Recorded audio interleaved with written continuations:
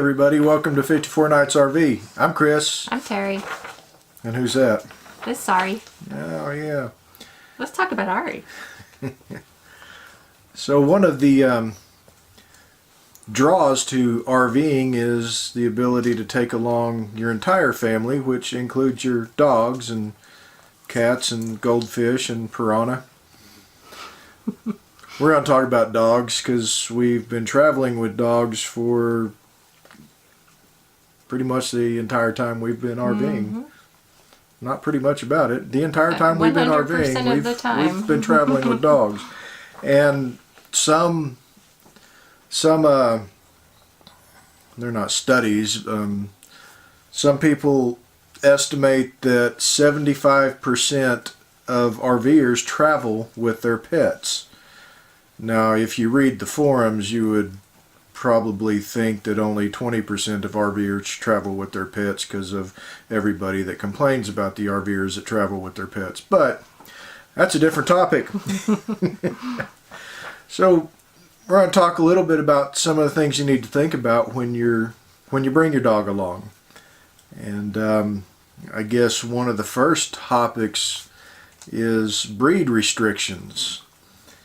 And this is mostly for privately owned or corporate campgrounds, not so much government campgrounds, although there are some state parks out there that do have breed restrictions. But so what are breed restrictions? They are not imposed, for the most part, they're not imposed by the campground owner. It is more of an insurance situation. So try to yell at insurance companies, not the campground owners. I'm sure there's some of them out there that it's just because of their own personal beliefs, and we will do our best to curtail our beliefs on breed specific legislation or restrictions of insurance. But are you hinting for me to curtail myself? Well, you know. Hot topic. So even a dog friendly campground could have breed restrictions, and it's just because of what their insurance company tells them what they can have. And before you go telling campground owners they need a new insurance company, it's not that simple. Sometimes they're restricted on what insurance company they can use because of their location or because of costs. You know, they have to keep the costs down to make it affordable for you to stay there. And if they're having to pay a substantial amount just to allow whatever breeds into their campground, then that's going to be passed on to you. Or they're not going to make money and they're going to shut down, and that doesn't do anybody any good. Which we used to be in that category. I used to always want to yell at them, get new insurance. But we learned. We did some studying and we found that out. Or you did some studying. So the most common breeds that you'll find, and this is mirrored on homeowners insurance also, Pit Bull, Rottweiler, German Shepherd, Staffordshire Terrier, which is what a lot of people will call a pit bull, Chows, Presa Canario. Good job. Is that a bird dog? Akita, Doberman, Mastiff, Great Dane, Cane Corso, Siberian Husky, Alaskan Malamute, and Wolf Hybrid. And I know somebody out there watching right now listened to that list and went, "What? Mm-hmm. Are you insane?" No, my insanity really doesn't have anything to do with this list. This is from the insurance companies. These are breeds that cost them money. Are they the ones most likely to bite? No, actually, I think Chihuahua is on the top of that list. And years ago, when Lady and the Tramp was reissued, like back in the 80s, Cocker Spaniels were at the top of that list. We also love Chihuahuas and Cocker Spaniels, FYI. All these dogs. We would take any of these dogs. But this is just what the insurance companies tell campground owners that they're not allowed to have on As a in the camper, parks. that's what you're going to be up against. So if you are lucky enough to have one of these breeds, you should probably call ahead and see if there are any breed restrictions at the campground you're wanting to go to, because there's worse things, but to me, pulling up to a campground 3 at 5 o'clock in the evening, you're ready just to park it and be done for the day, and the lady at the desk or the guy at the desk says, sorry, we can't let you in here because you've got one of those dogs. So avoid that frustration. Call ahead. Make sure that your German Shepherd is going to be allowed on the properties. And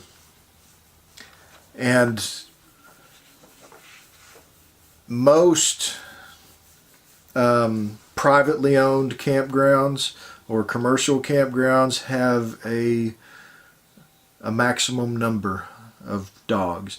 There are some state parks out there that have a number on them. Usually some of the smaller state parks. I don't think any here in Oklahoma have a restriction on the number of dogs you can bring.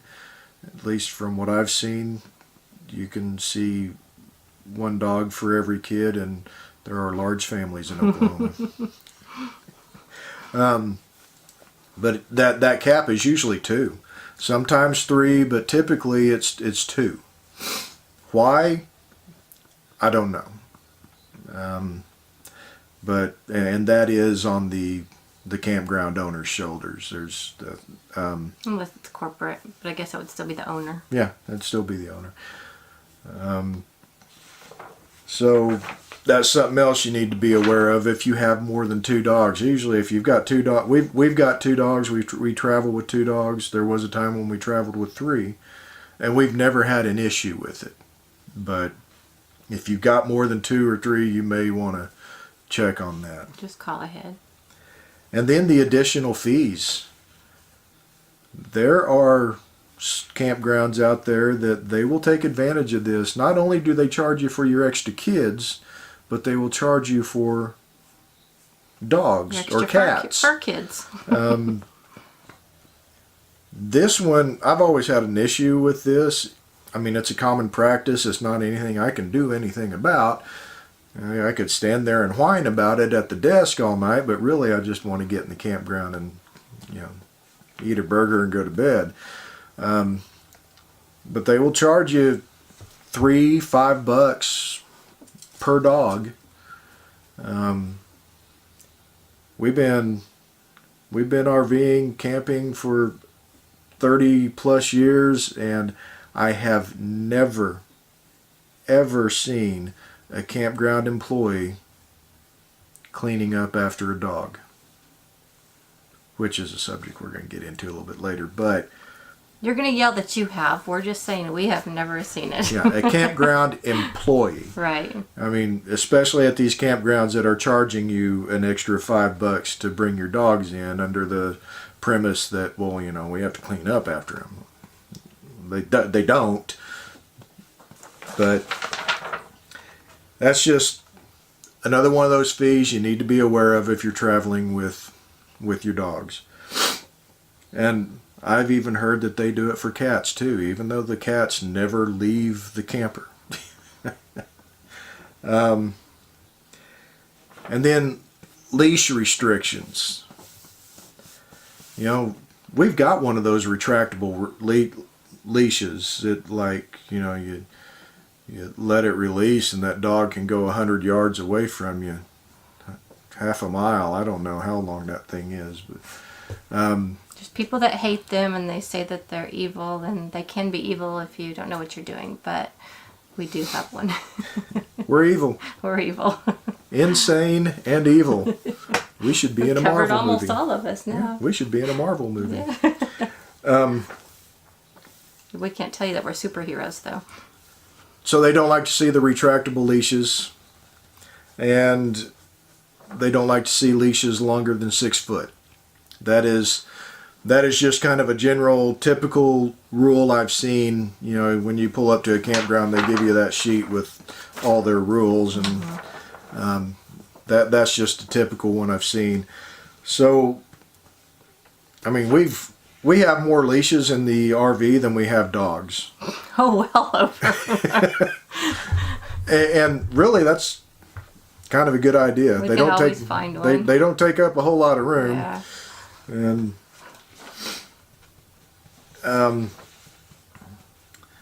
the dog parks at the campgrounds also make sure you be respectful, and if your dog doesn't get along with other dogs, you know, watch the gate and leave immediately if somebody's coming up, and because it's for everybody to share. And food. I think we learned this at some point way back when.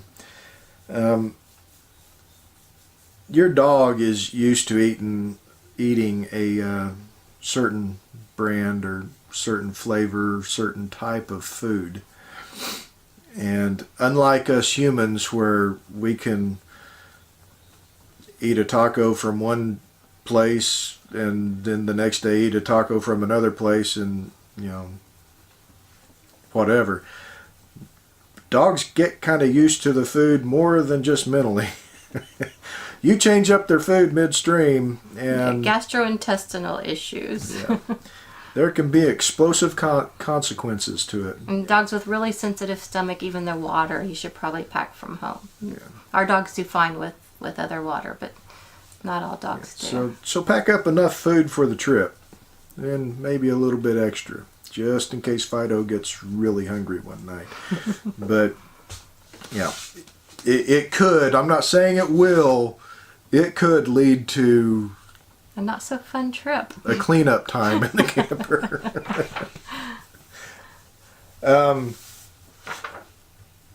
Something else you want to bring with you is shot records. Documentation that your dog has gotten his rabies shot and whatever other stuff. Some places want to see that. It's really been, I can think of maybe once or twice we've actually had to provide that. Yeah, it's usually word of mouth. They ask you if they're up to date, but you want to be ready in case they do. Yeah. It goes along with, you know, what I said earlier. You don't want to pull up to a campground all ready to wind down and then get turned away because you don't have the shot records.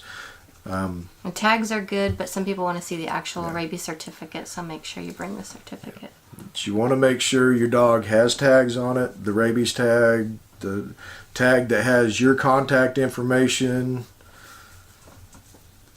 And oh yeah, I like to also put somebody else's contact information, somebody at home. So let's say Chris and I are off in a cave somewhere, and one of the dogs, I don't know, maybe somebody breaks into the camper and the dog, you know, runs out past them or something. This way they can get a hold of our daughter. Our daughter's number is on the tag. Our microchip information, also microchip, because those tags can come off and you don't want to lose your dog when you're 5 states away from home. And so, you know, the microchip information also has her contact information. So you could put your kids your adult kids that are at home, you could put your neighbor, just let them know so if they get a weird call, then they can say. And also, like even if you're on the road and you have an accident, and your vet needs, your dog needs veterinary attention, then that way, you know, give them the okay to go ahead and give them that attention until they can get a hold of you. Because sometimes it's kind of an emergency situation.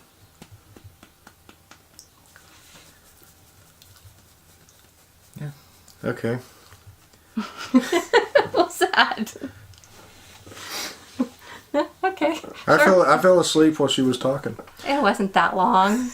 It was important. I fall asleep all the time when you're talking, so how's that? I know. That's why I talk a lot, to try to get you to sleep. And then when you're, you know, all that stuff, you've brought it along, you're ready to camp. So while you're at the campsite, you know, what do you do with the dogs? We saw I've seen this before, but it just didn't really click until this last the Dallas RV show we were just at last weekend. Winnebago has a little doohickey they've attached to the outside of their coach. What was it, Pet Pal or something like that? That's what it's called. You can attach your leash to it. And there are a lot of newer RVs that have something on them somewhere along the outside, the front, outside of the coach, where you can attach a leash to it. We have our toddler fence. Our dogs are very well disciplined, very well trained by somebody. That toddler fence, that's a boundary for them. They know they're not supposed to go outside that boundary, and it works well for our dogs. If you've got short dogs like this little one right here, a toddler fence would probably work great. The key is, though, you're outside with the dog. You know when the dog jumps over that fence, or a coyote jumps into the fence, or breaks away from the leash. You want to be there to get them back. Nothing. There's not a whole lot that can ruin our trips, but if we were to lose a dog, yeah, that would definitely ruin a trip.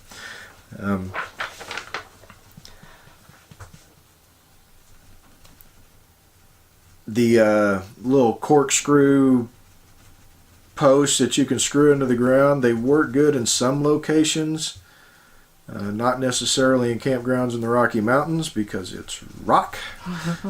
And we haven't had much luck with those anyway. Yeah. But you can, if you're handy enough, you can put a U-bolt somewhere on your camper where you can clip a leash onto it.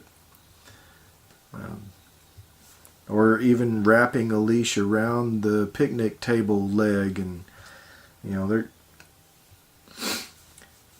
Be responsible. If your dog is like lunging and barking at every dog that goes by, don't leave it out on the leash. Don't leave it in the fence. That's not fun for other campers. Yeah, which that leads us into etiquette. If you've got a dog and it barks and barks and barks We've and barks, camped by some of these people. And we love dogs, and we start to maybe not like the dog, that we have to remind ourselves, it's not the dog, it's the person. That's not a camping dog. If you can't train the dog to be quiet, or bring it inside if you have a big camper. It's not a dog to bring camping. There are other people in the campground. You may be able to tune that out, kind of like... And people do seem to be able to tune out their dogs. Yeah. But the 30 or 40 other people in that campground can't tune that out. And you're walking all over their vacation. I mean, you really are. You're just... You might as well just go over there and kick him in the nose. I mean, that's just... It's rude. Not the dog. Not kick the dog in the nose. Clarify that. Kick the other, your neighbors in the nose because you're being rude to them. And if you're in a soft side camper or a tent and they're barking, keep them home. If they bark and you're in a hard side, some bring them dogs, inside. some dogs just have to be heard. Yeah. Our dogs are... They do pretty well. I mean, every now and then the little one will be sitting up on the dashboard of the RV, and if someone walks by, she'll let out a couple of barks, but when we tell her to be quiet, she's like, she let us know. She back talks us, but she still gets quiet. Back talk. If you've got a dog that you just can't get quiet, it's not a camping dog, guys. It's kind of the way it is. When we adopted this little one in particular, there was a test run at the campgrounds. Just to make sure. If she had barked at the campgrounds, we would have put her down. Oh, be quiet. And would never get rid of a dog. We would just board it. It won't when we go on vacation if we needed to do that. And clean up after your dog. Do you poop? You don't poop. For some people, stepping in a pile of poo is a life-altering event. I'm not joking. It sticks with them forever. Pardon Use me. a pun. I can't tell you how many times I have stepped in dog poo. No, I mean really, I can't tell you because I don't take note of it. It's just if it happens, clean the shoe off and move on. But there are people out there that it legitimately causes them great anguish and pain and sticks with them for life. So be kind to these people and clean up after your dog. But we think you should clean up after your dog anyway. That's being a good pet owner, and we always clean up after our dogs. So, I think a lot of these people, what they're stepping in is goose poop, because goose poop looks like dog poop, but we don't ever see dog poop at campgrounds. Yeah, they've got most campgrounds, especially the ones with the dog runs, will have bags. You can get a little roll of bags. I mean, what are they? A couple of bucks, if that. Yeah. And some of them, they've got the things with the dispenser that attaches to the leash, you know. And you can bring Walmart bags. They're not quite as good about keeping them off your hands, but they work. Yeah. Reuse plastic so that it's better for the environment anyway. And this one, this one's difficult for me to believe, but some people just don't like dogs. So when you've got them out on the leash, you keep them on a tight leash until that individual approaches the dog. Mm-hmm. Because, I mean, there's just people out there that don't like dogs, or they might be scared or allergic or anything. You've got to think about other people. You can't just put your will on everybody else. Yeah. And, I mean, on the other side of it, there's some dogs that just don't like people. Yeah. So, true too. You know, we get this a lot. Can I pet your dog? You know, for us, it's, yeah. Just be careful with that pinky. Whatever. But yeah, I mean, there are dogs out there that if you reach for them, they could snap at you. They could be the sweetest little dog in the world until that hand gets close to their head, and they're going to explain to you your place in the world. And teach your kids. And little kids like to hug dogs. So even dogs that are friendly, when your kid goes up to hug a strange dog, that dog might not appreciate it, and you don't want your kids to get bit on the face. That's not a good vacation experience either. So teach your kids. One more thing on the list of things to bring along. You know, you bring your first aid kit for you, at least I hope you do, and you've got your medicine cabinet loaded up with stuff just in case you happen to sit down on that poison ivy. That'd be bad too. You need a first aid kit for your dogs. And, you know, one of the things is Benadryl. Yeah, the off-brand or Benadryl for if your dog gets stung by a bee or, you know, his face swells up. Always call a vet, you know, when something like that happens, but you're going to want to have something like that on hand. Hydrogen peroxide, same thing, call the vet. If they eat something that could be poisonous, also bring along a poison control number and your vet number. That way when you're freaking out, the number's right there. It's not, you don't have to. And that's another good thing to know when you pull into a town is look up vets, you know, just open up Google Maps and type in veterinary facilities or, you know, vet care, whatever. That way you know you've already seen, you know where that local facility is, because these are members of the family. One of them gets hurt, one of them, you know, gets sick or whatever, you're going to be freaking out just like you're going to be freaking out if your 6-year-old breaks his leg coming down the slide. So have that information readily available. You know, just bring it up on your phone and write down a number or something.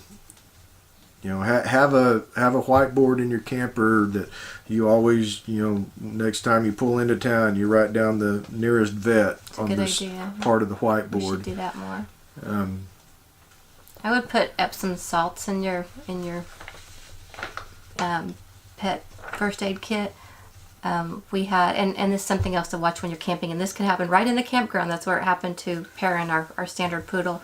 Seasonally, when the grass gets dry, those foxtails put out seeds, and they can, especially in the longer-haired dogs, they can get up in their paws and in their ears. You'll notice them licking their paws or shaking their heads, in their underarms, and they can actually burrow their way. I've heard horror stories. We saw a news story in Colorado when it was really bad, that they could burrow their way all the way into the heart. I mean, this is an inanimate thing. It's a seed, but it can just keep burrowing. It just, the way it's shaped, it just keeps burrowing into there. Perrin actually got it in a Colorado Estes Park campground, got one in his paw, and the vet suggested trying to soak it in Epsom salts to start with, which did work, fortunately. So otherwise it would have had to go in there and surgically remove it. So if it's dry and you have a long-haired dog, I wouldn't walk them in the dry, grassy areas. If you do, make sure, or even a short-haired dog, make sure you look them over when you get back, and definitely look over, brush your dog, make sure there's no little tiny seeds that'll just burrow their way in. They're shaped like an arrow, and that's kind of how they work. So. Anything else in the first aid kit? Well, I mean, scissors, bandages, that's usually stuff you have for yourself.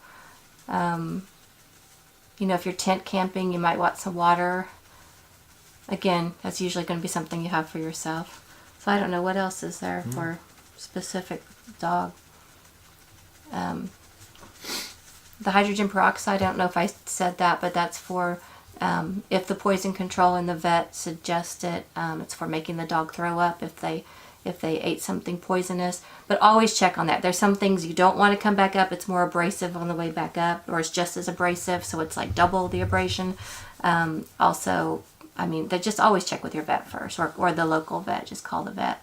But I'm sure there's some other things I keep in my dog first aid kit I can't think of right now, but those are some things you might not, you know, think about that we suggest. Well, and a lot of people don't even think about bringing a first aid kit for the beasts. Yeah. Yeah. And then finally, this last topic, we've brought it up before on this channel. I just wanted to make sure that, you know, especially on this subject matter, we really highlight this. Terry has been a volunteer for a local humane society for over 20 years, and she sees these type of stories all the time just because of her connections in the rescue community. But buckle up. You know, you see the signs down the highway, you know, we buckle up every time we get in. You need to buckle up your pets. Use a harness. You don't want to hook it on their collar. Right. You get them a harness. You know, it could be a harness that you only use when you're driving down the road. You know, it could stay in the car. But use that harness and then a leash to tie them off to something, or they even make the little special things that clip into your seatbelt. Yeah, you can latch. You can go Amazon.com and look for pet seatbelt leashes and stuff. They actually have leashes that will go straight into that. And another nice thing about that is when you stop for a break, your dog's already tied up. You just unhook it from the seatbelt and walk them out. You've got the leash in your hand. Yeah. So. But I mean, it's not just when you're camping. Anytime you get the dog into your vehicle. At least once a week, I see stories of dogs that are lost because somebody had an accident, and it could be, and not like you said, not a camper. It could be any car. It could be a fender bender, all the way up to a very serious accident. And your best behaved dogs, your best trained dogs, your most lovable dogs that love people, take every situation well, are going to freak out when you have an accident. You're going to have strange people come up to your car depending on the accident. You may have emergency lights and sirens, and, you know, they're going to, I mean, I'm telling you, like, this is at least weekly. I see this. Well, it was just was it last weekend that there was one on your Facebook feed that there was an accident, an RV accident. One of the dogs died and the other one is missing. Because he or she freaked out and just took off running. And that's, fight or flee. Well, the dog can't fight this big wreck. It's going to flee. And I loved taking our dogs with us. I used to love just letting them loose in the car, letting them, go from window to window. It's too, we see it too often. I don't anymore. They have to be buckled up now. And if you live in Oklahoma and you're traveling in West Virginia and your dog takes off, it's going to be bad because eventually you have to go back home. And so you're putting out, you're calling everywhere out there but you have to, if you have to get back to work, it's a horrible thing. So make sure your dog is microchipped, make sure it has tags on, and definitely buckle them up. Yep. I know this thing's been dragging on for a while, but we love puppies. I hope this video was helpful. I guess we will catch y'all down the trail. Bye-bye. Are you seriously waving that dog's paw? No, she's waving. No, your hand is on the dog's leg. Well, she's pushing my finger. Oh, that's so sweet, Ari. Thank you for waving at the people. Okay, I'm turning this off.